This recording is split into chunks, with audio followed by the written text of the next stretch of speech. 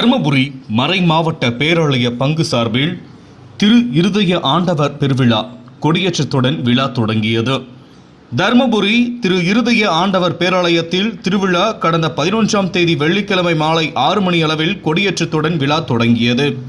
அதனைத் தொடர்ந்து 12ஆம் தேதி சனிக்கிழமை மாலை 6 மணி அளவில் மதலேன் மரியாள் அன்னை தெரேசா அன்பியகம் சார்பில் திரு இருதய ஆண்டவர் தேர் பவனி திருப்பலி வெகு விமரிசையாக நடைபெற்றது.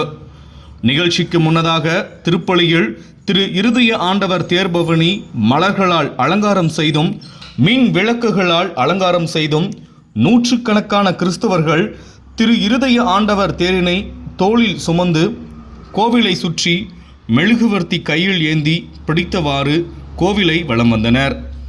இந்த சிறப்பு நிகழ்ச்சியில் நூற்றுக்கணக்கான கிறிஸ்தவர்கள் கலந்து கொண்டு சிறப்பு பிரார்த்தனையில் ஈடுபட்டனர். முடிவில் அனைவருக்கும் மதலேன் மரியாள் அன்னை தெரேசா அன்பியகம் சார்பில் பாயாசம் வழங்கப்பட்டது.